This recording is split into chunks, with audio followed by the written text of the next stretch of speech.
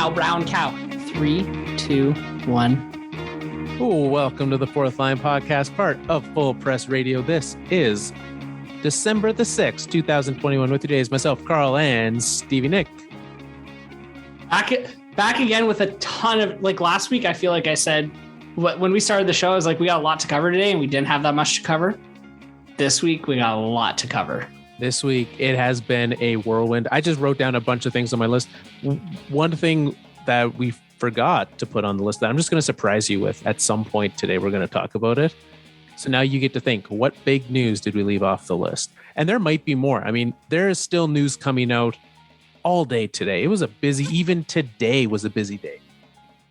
Now I'm going to be distracted, Carl, the entire show. Well, that's on you.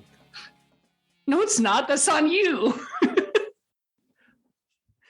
All right. Do you want to start with it then? Yeah, let's start with the surprise. Help me clear my head. Okay, so that Nick can focus. A former first overall pick signed a big extension this week. Jack Hughes signed an extension with the New Jersey Devils, $8 million per year for 8 more years. That was actually on our list that we were texting, that you texted me, so I'm not that surprised. Well, I forgot to write it down, so it was a surprise to me. I was surprised when you texted it to me, though. It's a big boy deal for Jack Hughes. That is a big deal. I mean, for him, this is the end of his entry level deal, so he's gone full. 8 more years brings him to the end of any control that the team has. And for a guy, he has scored. Take a guess. How many goals has Jack Hughes scored? I already know. Well, this year, you mean? No, in his career. Not a lot, 10. It's 21. But they just handed $64 million to a guy with 21 career goals. Yeah. A guy who's yet to play a full NHL season. Oh, well, last year he played all the games that he could. He played 56 games last year. He's played 2 seasons, but neither of which ended up being a full season. Correct. He played start to finish last year, but it was 56 games. Yeah.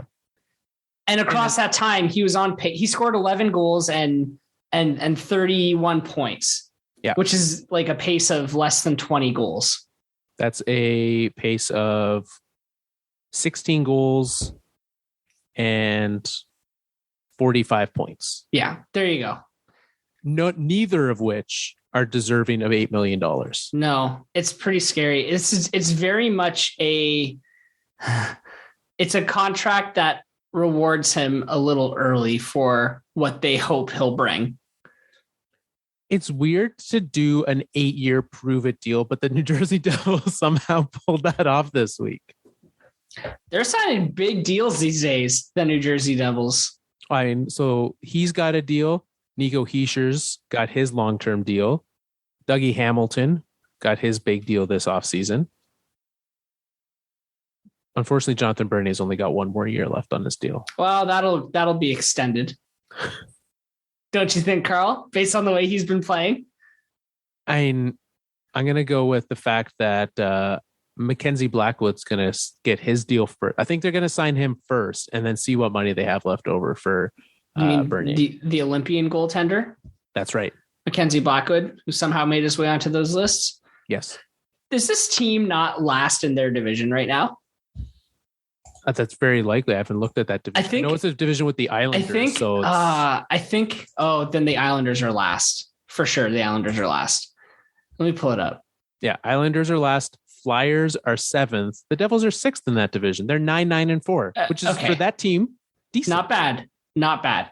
Not great, but not bad. But they looking at where this team's at and the way they're kind of structuring their salary cap right now, they clearly feel that they have their core pieces in place.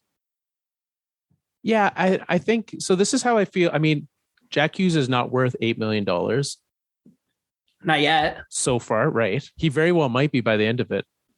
However, if he's not worth $8 million, then they have a much bigger problem on their hands that they need to fix. And I think signing him to a deal like the same thing with Hischier, right? Like both of those guys, if they're not worth the money that they've gotten, then the New Jersey Devils are a disaster of an organization, and they need to really just reassess everything and tear it all the way down. Well, for sure. But they're kind of, I mean, they're not at that being torn down stage right now. I guess they never really were. But they're in a very good position right now if all these bets pay off. Absolutely. And I think, I mean, you look at it, right? Like Hischier's got 7 more years on his deal? Yeah. 1, 2, 3, 4, 5, 6 more years on his deal. Hughes will have 8. Okay. Hamilton will have 6. And so I think if we look at that, right? And how long into that tear it down phase do you get? Right? You've got 2-3 years to really figure it out. And you've got to commit to these players. You've got to have it done. So I think they really had no choice but to bring Hughes back. They could have bridge dealed him, but if you're Jack Hughes, don't you think you'd rather the bridge deal? Or no, you want guaranteed big money. Take it and go. Because I think if he was a top talent player, right? Like we're seeing a number of players from even his own draft class getting paid $9 million, right? I think for him, that would have been the ceiling, right? $10 million is what he missed out on from a bridge deal. This is guaranteed money. Sure, he passed up potentially $8 million, one per year in the future, but I think this is a safe bet on himself. Yeah, it's a lot of money to lock in for yourself at 20 years old. Absolutely. But hey, that's for him. He gets certainty. And if he likes it in New Jersey, I mean, they just drafted his brother. So stick around. Totally. True enough. No, I'm not worried about the Devils. I think they're in a good spot right now. Yeah, for sure. All right. Where do you want to go next? I think the West Coast. Or do we stay in the Metro? You want to start in Canada? Let's start in Canada because I think that's some bigger news than what we got out of the States this week. Let's head up to Vancouver, Nick, where after years of questioning and uncertainty, they have finally decided enough is enough. Jim Benning and Travis Green have been fired by the Vancouver Canucks. Yeah, like they really decided enough was enough. There's no half measures here. Like they went all because the AGM got fired as well, the assistant GM. And I think one of the assistant coaches went. I could be wrong about that, actually. What I'm impressed with is that, I mean, so they replaced Green first. And like immediately. Like, sorry, that replacement was figured out before Green was fired. Well, that's what's interesting, right? So I guess, so we knew that his new coach was coming. We knew that he was fired. And then after all that, they announced that Jim Benning was gone. It's just, even in the way that they fire people, like the guy who hired the coach gets fired after the coach gets fired, but a day later. Like, hold on. Are you saying you think Benning was the one who did the firing of the coach and hiring of Boudreau? No, in no way. Okay. Now, maybe, and I would not put it past this organization to do something like this. There is very likely in my head, I can imagine a scenario where they said to Bruce Boudreau, oh yeah, like this is who's building the team, right? Jim Benning is here. They have him in on the conversations, then fire him the next day.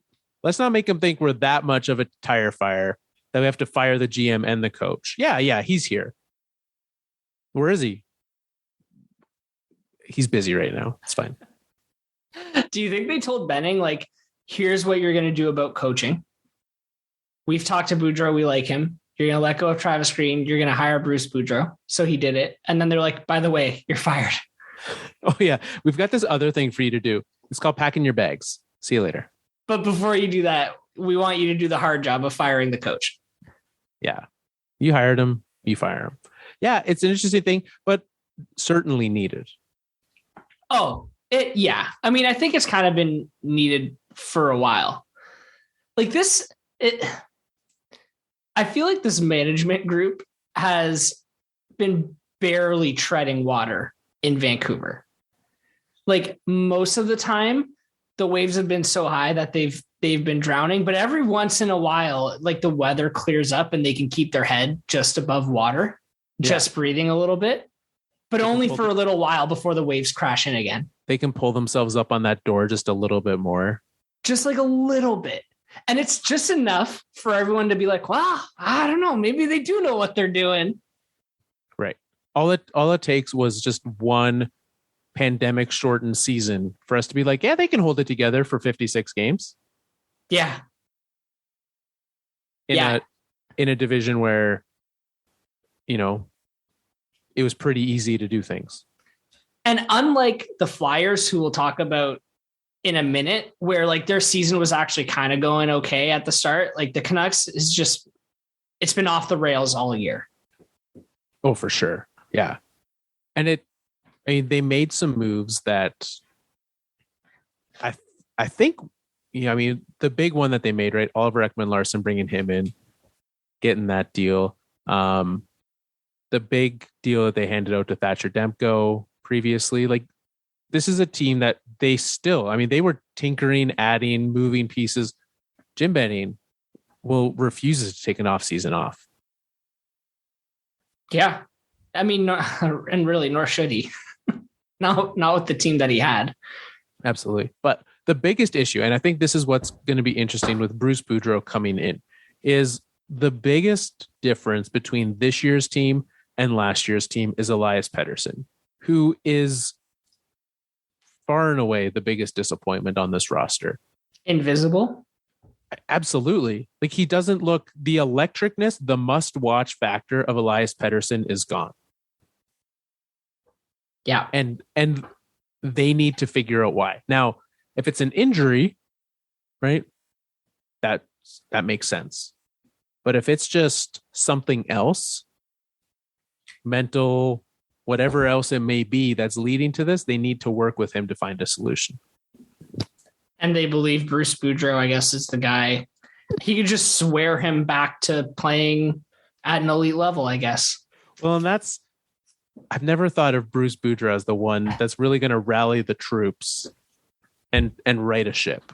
No, he's not a very eloquent guy. So what do you think with him as the choice? Well, look, I learned two things about Bruce Boudreau today. Okay. One, he won the Jack Adams Award his first year coaching. First year as a coach of the Washington Capitals, he wins the Jack Adams Award as head coach. Great sign. Okay. Two, this is the second thing I learned. How long did he coach in Anaheim? 4 or 5 years, something like that. Yeah. Every year that he coached in Anaheim, that team finished first in the league. Okay. No, it was a good team in those days, 2012, 2013. Those were kind of their glory days. But, I mean, the guy's got a good resume. I can't remember where he ended up after Anaheim. Minnesota, maybe? Minnesota, yeah. Yeah, not much to write home about on that stint. Now, of the years that he coached,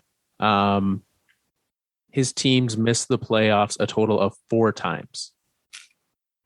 Okay, so certainly good coach, able to get the most out of his team. I think a lot of people, I heard some people talking about what kind of high skill teams has Bruce Boudreau coached? Because I think they think of that Minnesota Wild team, right? He literally coached the Washington Capitals with Alexander Ovechkin during the Ovi doesn't know how to play defense phase of his career, and was able to, still have some great seasons, right? 54 wins in 2019, 2010, amazing results for him. Able to get a lot out of some very talented players. Granted, that Minnesota Wild era, not a lot to work with there. Still making the playoffs. Yeah, I think he did the best he could with the Wild. Like I said, nothing really to write home about. His best years were probably with the Ducks. I don't think he ever won the Cup. No, he made it. He went to the finals? Conference finals once. He never made it to the Stanley Cup final. Oh, he never even made it to the Stanley Cup finals. No. He's, I don't know. I hesitate to say he's a good coach because really a lot of that comes down to his personal relationships with the players and how he can get the most of them. And I don't know much about that. His record on paper is impressive. Yeah, definitely. So I will hold off on what I see. Certainly he has more of a record of being able to get some results out of a team than Travis Green has. Yeah, and I think he'll be more in a situation like Minnesota than Washington with Vancouver. But this Vancouver Canucks team is not this bad. They're better than this. Yes, they are. And they are not bottom of the Pacific Division level bad, right? They are not worse than the expansion Kraken bad. They are not. Correct. Yeah. So they should improve. They're not making the playoffs this year. That ship has sailed, but it's a good way to get things set up for next year. The drama's not done yet, though, because they still have not replaced their GM. It's true. So where do you think they go there? I don't know. I was telling you before we started, I saw one headline that Mark Bergevin was being considered, which I thought was funny, considering he was just fired from his other job. Well, and they also have the Sedins in the management system there as well, right? And so it begs the question, when and how do they step into a role? Co-GMs? Co-GM. Ooh, interesting. Do you think in head office they have a shared inbox? Just as Sedin? It's like Sedin at VancouverCanucks.com. And their office is just two standing desks. Facing each other? Yes. Like their laptop screens, the tops of them are just touching? Yeah. They have matching slippers when they walk in. It's everything that you can imagine. Matching coffee cups? No, you have to have different coffee cups so you know whose is which. Ah, good point. One's got a big H and the other's got a big D on it. Their shirts too have that. Oh, well, they have to know how to dress in the morning. They can't wear the other guy's shirt. Yeah. Has nothing to do with other people trying to identify them. At this point in time, if you can't tell the difference between the Sedins, who even are you? Especially in Vancouver. That's why Travis Green got fired. He called Daniel Henrik one day and it's done. Can't you see them like berating some, like imagine walking into the office kitchen one day and Henrik standing there yelling at like a financial accountant who works in the finance department. How dare you call me Daniel? They actually have an entire cupboard just of H&D mugs because every time they're called the wrong name, one of them just gets smashed. Just unreal. But amazing. you mentioned the changes in Philadelphia as well. Vancouver was not the only team that fired a coach this week. The Flyers heard that the Canucks were doing, and they said, we want a piece of this action. And so they went ahead and fired their coach, Alain Vigneault. I mean, I'm sure that's not what was going through their head exactly. Are you sure? I think it was more so the feeling that they would never win a hockey game ever again. Well, they're playing the Avalanche tonight, so that might just come true for them. Oh, maybe they'll be able to score like 7 or 8 goals. Well, the game is currently 5-3, so I would think so. For Philadelphia? For the Avalanche. Oh, for the Avalanche. Oh, I meant Philadelphia can score 7 or 8 goals. Wow, the game's not done. It's in the first period still. Didn't the Avs get lit up like that last week? It's 5 minutes. Look, when we get to our worst of the week, you'll hear just how well the Avalanche did last week. So the Flyers, like I said earlier, they started the season actually okay. Like they were playing 500-ish hockey until they hit this losing skid, and they haven't won a game in 8 games. That's a lot. That's a lot. They've been outscored 37-9. Like these are not like 1-0 bouts. No. And to be fair, they have played a very tough schedule during the streak, right? They started off with Tampa, Boston, Tampa, Florida, Carolina. Sure, then they lost the Devils. Then they played the Rangers, then Tampa again, and now the Avalanche. Like this is a very tough schedule where in every single one of those games, except for probably the Devils game, they were the underdog in that. But you also have to win some of those games. Well, you got to win some, but you also need to score. Like, you want to know how many goals, let's see here. How many goals Kevin Hayes scored? He's only played 2 games. But it's like he has 1 in his 2 games, does he not? None. Okay. James Van Riemsdyk, none. Oh, during that stretch, you mean? During that stretch of 8 games. Yeah. Sean Couturier, none. Like, these guys, Travis Konechny scored a goal in the last 8 games. Yeah. Like, they're not getting production from the people they need to get production for. Well, they're not getting production from anyone. Like, you listed off 2 lines and none of them, and they have combined for 2 goals. Yeah. Yeah. It's pretty bad. Like, over the course of these last 8 games, Joel Farabee is their leading goal scorer. He scored 3 goals. Claude Giroux scored twice. Not enough. Not enough. And it's bad. And not only are they not scoring, they're also giving up. Like you mentioned, what was the total of goals in this streak? 60 something? At the amount of goals they've scored? Goals against. 37. 37 goals against in 8 games. That's like that's over 4.5 goals a game. Yeah. Even if you are scoring, there's no way that you're scoring enough to keep up with 4.5 goals a game. No. Like the average NHL over under is 5.5. That's a total goal total. You're amounting for one of those 5.5. Yeah, that's crazy, actually, when you put it that way. But the crazy thing to me, too, is that the goalies are not bad. Like, they must just be consistently peddled with shots nonstop. Because these save percentages are pretty, like, they're pretty average. I mean, for that stretch, it certainly hasn't helped them, right? But you look at, for example, the 7-1 game against the Lightning. Now, I watched that. I believe that was our high sticking game of the day. Yeah, I've been feeling a lot of guilt for making people watch the Flyers all week. Well, what was it? 2 weeks ago when all those fans put the Flyers on there? Yeah. Right. But in that game, Carter Hart gave up 5 goals on 15 shots. It's not enough. It's not even close. Right.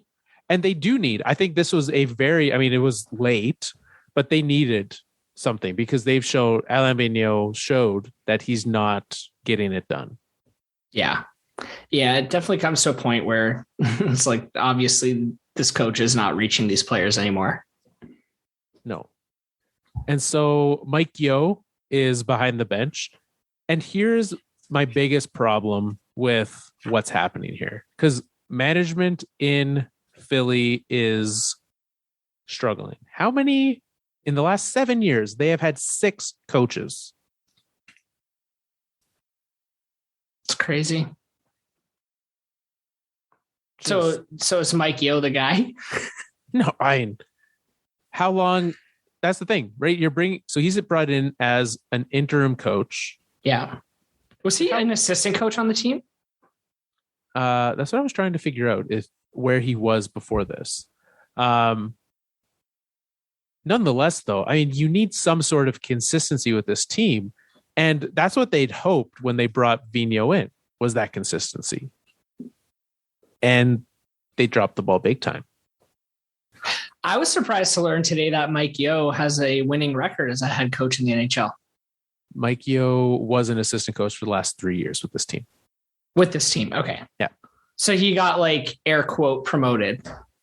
Yeah. Until they find a coach. And he's been, him being with this team for that amount of time, I mean, speaks to, one, he's a part of the problem here, right? Like, was Mike Yeo the part where, like, you know what, we like what he's bringing on the bench, but Vigneault's bringing the team down, we lose 8 games in a row? Or is there something else?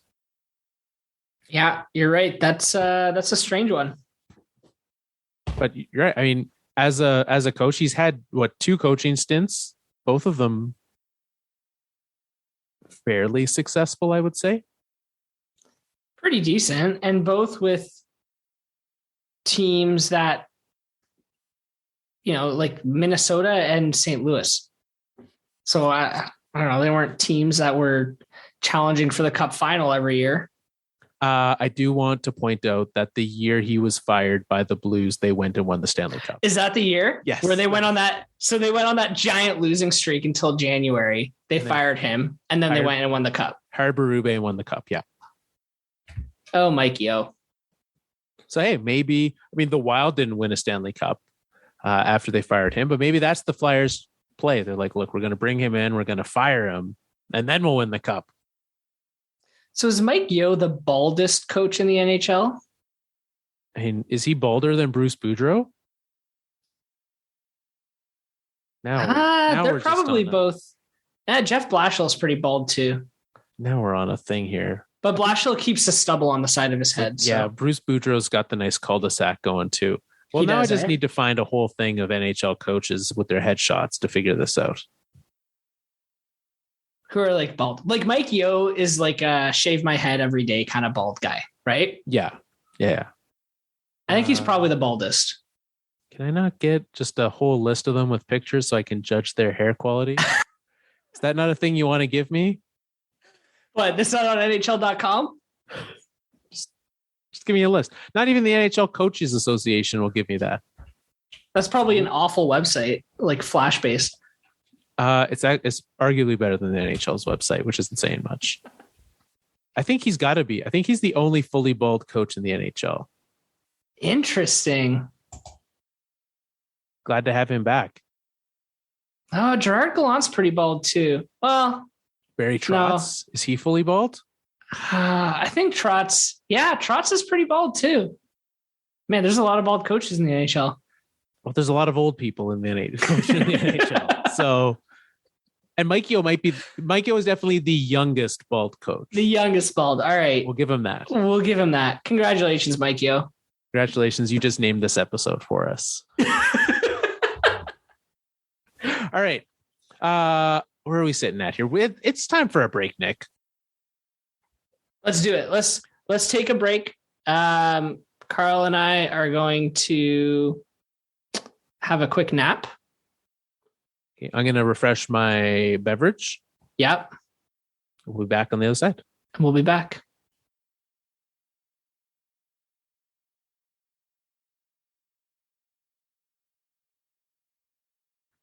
Three, 2, 1. And we're back. But you know who's not back, Carl? I know Travis Green, Jim Benning, Alain Vigneault. You're right. They're not going to be back for a while. They got to lay low for a little bit. Except apparently Marc Bergevin. Anyways, we're done talking about that stuff. You know who's not back, Carl? Tyler Bertuzzi. He's not back, even though they're playing hockey games in the United States of America. Tyler Bertuzzi can't play. What happened? He got COVID. Shocked face. I do not wish ill on anyone.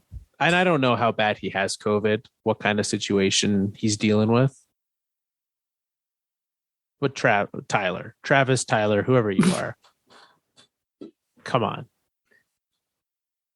It's going to happen. He is the NHL's only active player who is not vaccinated. Is that true?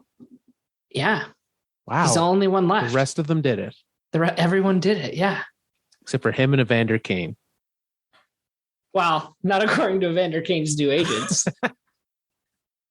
Come on, Carl. Sorry, they found a better fake guy. Got it, Evander. Tyler Bertuzzi. Everyone else did it. Wow. In spite of that, though, the list of players that are in COVID protocol is growing and growing and growing. It seems like every team is having, we saw what was that first team? The Senators missed games. The Islanders missed games. They're back playing now. But the list of them is growing substantially as we get on with the season. I mean, it's pretty consistent to what's happening like in the world right now, right? Like at least here in Canada, we're seeing COVID cases surge, and I think it's happening globally. And a lot of them are breakthrough cases, which means it's people who are fully vaccinated, who are testing positive for COVID. For the most part, from what we know, again, this is, all I know is that players who have been fully vaccinated and have caught COVID, like all of these games that have been postponed in Ottawa and New York, nobody's been seriously sick or seriously ill, right? The risk is transmission. Well, and that is the positive of this situation, right? Is that we're not having players getting sick, and they're not missing a substantial amount of time, right? They're getting back fairly quickly from whatever issue is that they are dealing with. And the issue is having COVID. I don't know why I didn't just say it. But you're right? Like that's how it is. I think the most anyone's missed this year was like David Riddick, I think, missed 8 games. I think that's the most anyone's missed. So that's positive at least. But it just seems, I mean, maybe it's just the fact that we saw this happen before. And whenever we saw it happen, it just like snowballed. And I haven't mentally prepared and adjusted myself to be ready for it to not snowball. Yeah, it's, I don't know. I don't know what to say about it. It's coming. And I think that this is the time of year where and I know this is a topic on our list too, any hopes of the NHL participating in the Olympics becomes very risky. So we saw today, yesterday, I think maybe late last night, Robin Lehner, right, touching on the Olympics. He said he is not going to go and play for Sweden. Now, one can assume him and Jacob Markstrom would have been the 1-2 tandem heading over there. He said he is not going, mostly because after consulting with psychologists, family, etc., he said just the stress, anxiety of traveling, the what ifs on if I test positive, what's going to happen? How do I get back home? Right? I'm now in this other country. I've tested positive. What am I going to do? He said it's not worth it for him. We knew the NHL did not want to make this move. As a league, the players did, and that's why it's happened. And they said the only way they're not going to go is with a significant schedule disruption. Now, we've only had, 5-6 games rescheduled so far? But it seems like it is, like you said, it feels on the edge. Yeah, I think what I find really interesting is when you look at the timeline of the events when it comes to these Olympics, the players wanted to go to the Olympics. They push. Finally, the league said, okay, fine. We'll go to the Olympics in China in what year is it going to be? 2022. And then the league said, but we're going to put in this, what if, like, we need those 3 weeks for scheduling due to postponements because of COVID-19. We reserve the right to not go to the Olympics and play out our season so it finishes on time. And then we started to see all these game postponements, and suddenly the question comes in, is the league actually going to act on that? Are they going to not send the players because their schedule is going to be so disrupted by these postponements? And now that some of the rules are coming out, and you mentioned Robin Lehner, some of the things that he hinted that the players are going to have to go through. Now it looks like it's kind of come full circle, and the players are starting to look at it like, I don't know if I want to go do this. Because they have to quarantine for 3 weeks when they get there before the games start, or they have to be quarantined for the 3 weeks. Sorry, they don't have to go for 3 weeks and then play for 2. They have to be quarantined the entire time. There's no friends and family traveling to the Olympics this year. So they really are alone or, within their group and team. It does sound like it's going to be a pretty lonely and isolated experience. Well, it's the bubble all over again. Yeah. Right? Like it's that.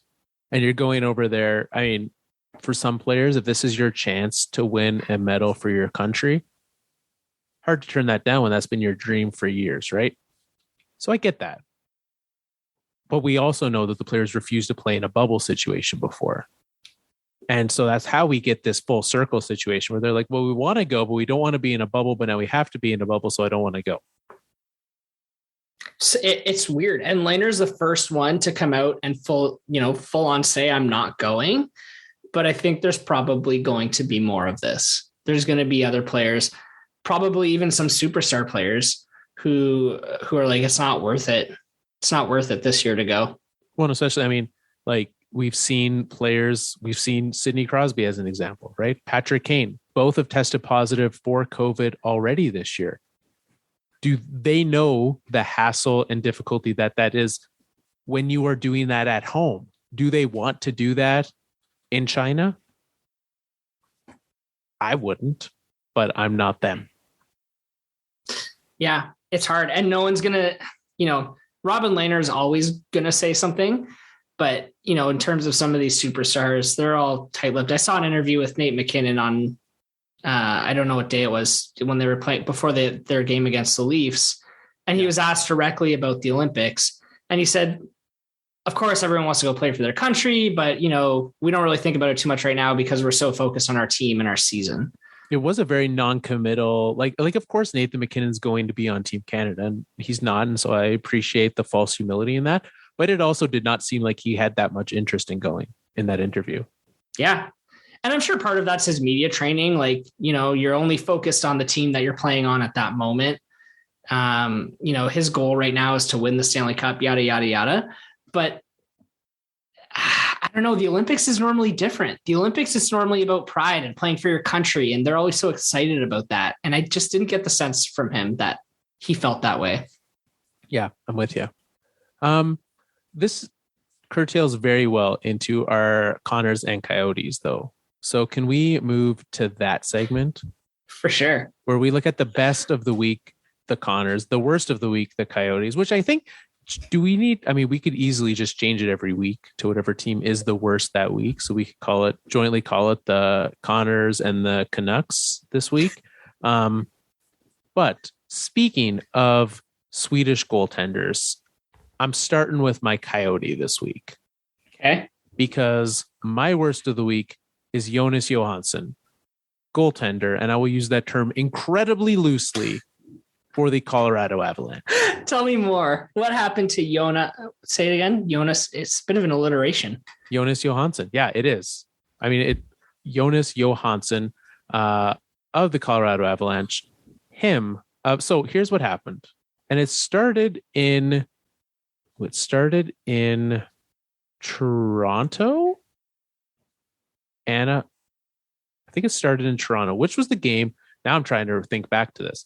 So there was a game recently that Darcy Kemper was supposed to start, and he was a late scratch for that game. Okay. Then Johansson came in. I believe that was the game in Toronto. Okay. So late scratch. The Maple Leafs put 8 goals on him that game. 8 goals. He then went into Montreal the next night after giving up all 8 of those goals. They didn't pull him. They left him in for all 8 like a champ. Then they sent him out the next night. He let in only 1 goal. Then he went to Ottawa and gave up 4 goals on 15 shots and really Carter-Harted the whole situation there. So that 13 goals in 3 games makes Jonas Johansson my Coyote of the week. Yeah, that's pretty bad. That's the most goals the Leafs have scored on a team all season. It's got to be, I didn't go back and check, but I'm not sure any team has scored 8 goals in a game this year. I think that's the most any team has scored. Are you sure? I mean, we've had games against the Coyotes, games against the Flyers, games against the Canucks. It's true. But none of I can't believe the Avalanche are now in that discussion. Very few teams have gotten games against Jonas Johansson. So I'm just looking at the box score now. Was this game on Saturday? Yeah, that was the game that you. Oh yeah, that's why I didn't watch it because the Red Wings were on. Oh, but the interview was before the game. I always watch Hockey Central before. Austin Matthews scored a hat trick. He did. Yeah. And of course, Jason Spezza scored because Jason Spezza is just like a superstar on this team. The guys that should have on this team did the things that they needed. Yeah, they all scored goals. It's not like he was being lit up by the fourth line. No, but I mean, he underperformed. The team did nothing to support him, as you could very clearly see by 8 goals going up, right? Except for Nazem Kadri, who apparently is the only one who knows how to score in the Air Canada Center. So 8-3 was the score. You got Kadri popped a couple. One in like the most garbage of time when it's 8-2 and he's scoring on the power play. Sure, someone's going to score that goal. When Sandin takes a holding penalty, like the team played like garbage. They did nothing. I mean, Kemper was a late scratch, right? Got injured in warmups, which is never going to be a good situation because you've got this goalie who like did not prepare to be playing, and he's now going in. And so the Leafs knew, like it was like chum in the water for those guys, right? Like they were ready, they were excited, they were ready, and it was just not a good situation. These games happen over the course of the season. Now, I know you said your worst was the goaltender and not the team, which is probably the right decision because this team is fine and this team is going to be fine. I mean, they did lose to the Senators later that week. That was not fine. 6-5 too. Yeah, Nick, I also was here for that. Okay, I'm well aware. Yeah, that game he did get pulled in. They were like, look, we're not doing this again. So they pulled him. Avalanche came back, forced OT, and then lost. It's going to be fine, Carl. They're still the favorite to win the cup. I have zero idea why at this point. Like, whoever is setting those lines needs to be fired. Because just whoever, like, bet on whoever you want at this point. Just don't bet on the Avalanche. I bet on the Avalanche maybe twice this year and it didn't go well for me. So I stopped.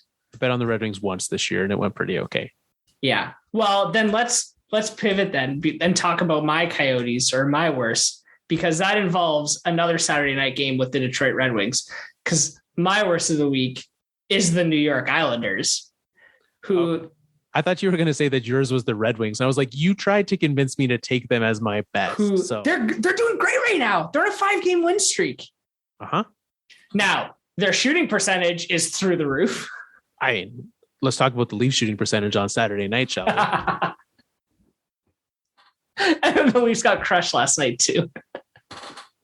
So that evened out a little bit. It just means the Red Wings evening out is going to be worse. Anyways, the Islanders have not won a game in 11. Okay. And that doesn't count the 2 games that were postponed. Right. So they had a break. They had a COVID break in the middle of all of this. And then they came back from their COVID break and they lost all 3 games. All 3 of them went to extra time. They lost 2 of those games in overtime. And last night they lost in a shootout to the Chicago Blackhawks. This is like, you want to talk about long leashes. And we felt the Canucks gave Benning and Green too long of a leash. And they only won, I think, like 3 of their last 11 games. And you talk about Alain Vigneault in Philadelphia, an 8-game losing streak. Barry Trotz has this team on an 11-game losing streak. This team went to the conference finals last year. Yeah. And so where do you think is the issue with this team? I mean, I assume you watched that Detroit game and saw them lose. That was in overtime, correct? That was an overtime game, although it was almost a regulation game. They scored very late in the game. So what is it with this team that's looking so bad? First of all, I thought they spent a lot of time in the penalty box, which is not great. And they just did not look dangerous in the offensive zone. And I know it's the New York Islanders and they don't really ever look dangerous because they smother you defensively, but like the Red Wings were all over them in their own zone. The Red Wings, like that's just not good. It's not ideal. The Islanders are supposed to be bigger, tougher, more persistent. They don't stop. They don't quit. They outwork you. And they're playing a bunch of kids essentially on the Red Wings, plus Nick Leddy. Yeah, you got what? One of the Stalls is still on that team, isn't he? Mark Stahl, yeah. You do. You trust me, you do. He's very visible. Not in the good way. So the Islanders, to go on to your point, are the 9th most penalized team in the NHL this year. Okay. So top third. Almost tied, just behind the Vancouver Canucks, shockingly. I mean, there's, as expected, it's the worst of the worst teams on that list, right? Above them are the Canucks, Devils, Senators, Coyotes, and the Predators. Or really, I mean, they're a decent team, but some bad teams there. The problem with that is that their PK is also not great. And you cannot be that penalized and also have a not great. Exactly. And frankly, a not great power play. Like their power play is at like 14% too. Well, their power play is 6th worst in the league. Yeah. So you're not taking advantage of anything. Yeah. Your special teams are in the toilet and you're not producing at 5-on-5. That's how you lose hockey games. Surprise. So that's where we're sitting at with the Islanders. Do you think that Trotz lasts? Like, how long does this last until he gets fired? Oh, man. I don't know. I can't see them firing Trotz. I mean, if it hits 20 games, like I don't think it'll go that far. 15. Let's call it 15. There's a 4 games. 4 more games and you think he's done, or 4 more games and you think they win? 4 more games. And if they lose the next 4, a coach cannot survive a 15-game losing streak. One would think not. And it's one thing if it's the Coyotes, but this team was supposed to be a cup contender. And they're very much not. So which makes this so much worse. Yeah. So I don't know. He's got a long leash, maybe of, the 3 coaches we've discussed this week. He's the one who deserves to have the longest leash, but I don't know how much more slack they can give. That's true. For sure. All right. My best of the week is a team. I mean, I know you were bragging for a second there about how many games in a row the Red Wings have won. But there's a team that's won more in a row than they have. And that team is the New York Rangers. Now, I will say that they are not facing the stiffest of competition through this stretch. They have beat the Blackhawks, Sharks, Flyers, Bruins, Islanders, and Sabres. Somehow during that stretch, they've also had games postponed against both the Senators and the Islanders, which is an impressive feat. However, and here's what's impressive, is that during that stretch, during the 6-game win streak, they have given up a total of 10 goals. They've been lights out good. They've only lost 4 games this year. Yeah. Now, the biggest problem is that in the Sharks game on the weekend, Ilya Shesterkin did get injured. He did leave that game, didn't finish the shutout, but doesn't look like he's going to be out long term. From what I was seeing, he's going to be back pretty quickly. And so that's good because he's a good goalie. He's the better of the 2 goalies for sure. Like they need him. You talk about how few goals they let in. That's the goalie they probably want and need in net. Yeah, for sure. This team's looked great this year. And we talked about the Flyers and all those guys that should be producing that aren't. When it comes to the Rangers, all the guys who should be producing are. This is exactly where they want to be. Right. I mean, you've got Panarin leading the team in points. Yep. Chris Kreider leading the team with 16 goals. I think when you mentioned shooting percentage, Chris Kreider is a shooting percentage. Where's he at? Dream. 24.2. Yeah, 24%. No chance that lasts. Ryan Strome at 12%. I mean, these are the further down this list you go, but like you've got Alexis Lafreniere, 15%. A lot of unsustainable play. I think the play of Panarin and Fox is something we can see maintain. Yep. Zibanejad as well, right? I think he can continue to perform well. So those three are the three that you need to be performing, and they are. That's a good Connor for this week, Carl. The Rangers. What do you got? Okay, mine I'm putting as my best because I think it's hilarious.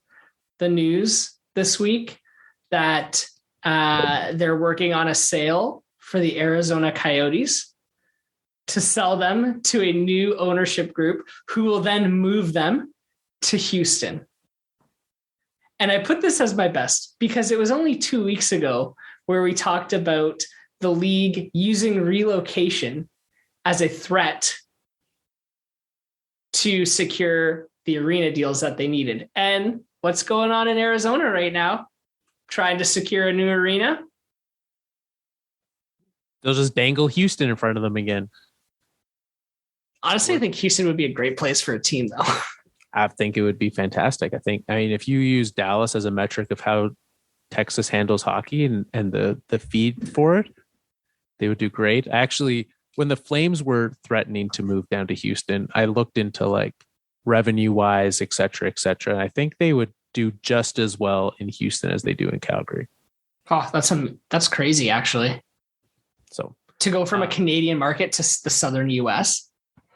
And I'm not, I mean, depending, it also took into account the cost of an arena. It was pay for an arena or play in a fully funded arena in Houston. That's right. So, wow. But guess what? They suckered the city into paying for an arena for them. So looks like it worked. Yay. And that's why it's my best, because the NHL they're shameless. They're not even going to change their negotiating tactics, no matter how obvious they are. That's a very good point. We need an arena. Fine. We'll just move the team. Yeah. You know what we're going to say. You know what I have regrets about? And we're running out of time. So, and I don't want, are you done with your Yeah. your best? Okay. Cause I forgot what my best was. And this is an audio podcast and I really don't want to try to explain this too much. Did you see what happened at practice for the, I think it was an optional skate that the Avalanche held in Philadelphia today. Did you see what happened during this? No. Okay. They were bringing in some police dogs. I think they were doing some training, something like that. And on a day in which the Flyers fired their coach, one of the dogs took a big dump right on center ice in the middle of the arena. No. Yes. Yeah. So I think JT Compher was out on the ice just skating around, and he came over to say hi to the dogs, and one of them just had to go right then and there in the middle of the ice. So right on the logo of all things. We know how sacred logos are to NHL teams. So this is what happened. That was originally actually supposed to be my best of the week, was that dog just really, nailing home the metaphor of how good the Flyers are right now. It's a perfect exclamation mark on their week. Yeah. So had to get the ice guys out to fix that problem. So hold on. They had an optional skate going on, and they were also like, oh, you need to train your dog. Sure. Just bring them onto the ice. I only saw Compher on the ice. Like there was only one guy on the ice and he was just by himself. So I don't know what his deal was. That could be another problem for the Flyers, is when you only got one guy show up for the optional skate. That's the Avalanche. So. Oh, that's the Avalanche. All right. Yeah. Well, also isn't going great. So they're doing okay. They get by. I will say that in this 5-3 game, I think it's still 5-3. Jonas Johansson is not in net, so fingers crossed they might hold on. It's better. All right, let's quickly make our way to our must-watch games of the week. We call it the Pavel Berets. We pick the games to watch. You head over to Twitter and pick who you think will score the game-winning goal. Sometimes we have some very high-scoring games, which lead to some eventful things, which reminds me, as we say this, I didn't hand out the points for yesterday where Kyle Connor scored the game winner for the Jets over the Leafs. And I know some people picked him. So I got to go hand out some points when we finish this. Tonight's game actually doesn't start for another hour. It is Penguins Kraken. West Coast game. West Coast, best coast. So let's see. I mean, we've talked about a number of teams this week, some good, some bad. But it seems like with how great they've been doing, we would be failing to not put the Red Wings in this week. Oh yeah. All right. Hold on. Let's see what the best game. Oh, we'll put the Red Wings on Friday. Okay. We'll talk about it when we get there. Okay. But for tomorrow is Tuesday, December 7th. Mm-hmm. It is. Thoughts? Jets, Hurricanes? That's exactly what I was thinking. Okay. The 8th. That's Wednesday. We've got the Flyers and the Canucks are playing. There's only 4 games that night. We can go with watch the Avalanche get stomped by the Rangers, or 2 new coaches coaching, or Stars Knights, which doesn't excite me. I think we should do a rematch of the 2011 Stanley Cup Finals, Boston, Vancouver. Boston, Vancouver. There it is. On to the next day, which is Thursday. Tampa, Toronto is a good matchup. Yeah, that's probably the marquee game of the night. All right, there it is. So, Nick, I understand why you did what you did. Right? Friday night, Red Wings, Avalanche. Maybe Darcy Kemper's back. Maybe you get to score 12 goals on Jonas Johansson. There's no way to know. We'll see. But that's the game. That's the game. And TBD is Carl and I's friendly wager. Ooh, that's true. What did we do for the last wager? We've had a few. One, you made me watch that awful movie. There's one. Was there a jersey? I had to wear a jersey somewhere. I feel like I haven't won one of these wagers. I don't in think multiple you've years. ever won one of our wagers because I mailed you a Matt Duchene jersey and you had to wear it. You wrote an article about Claude Lemieux for the website. Oh yeah, that one hurt. I blanked that one out of my brain. Like I literally forgot about that. You wrote kind words about Claude Lemieux. That was awful. That was a thing. So yeah, I don't remember ever losing one of these. So I think you get to set the terms at this point. All right, TBD. We'll think about that one. Okay. We'll make sure to post it so that you all know what's happening there. Saturday, we've got a full slate of games. Let's see if we can get. I mean, something's got to give. The Flyers are playing the Coyotes on Saturday. All the good games going on that night. We're going to go Philadelphia, Arizona. All right, let's do it. I just want to point. Okay, fine. We're doing it. Let's do it. Philadelphia, Arizona. Something's got to give. Which brings us to Sunday. See, the one that stands out to me, Wild and the Knights. Yeah, I'd watch that game. All right. And next Monday night, it is a very easy decision. There is only one game happening, and that is Flames Chicago. So there we go.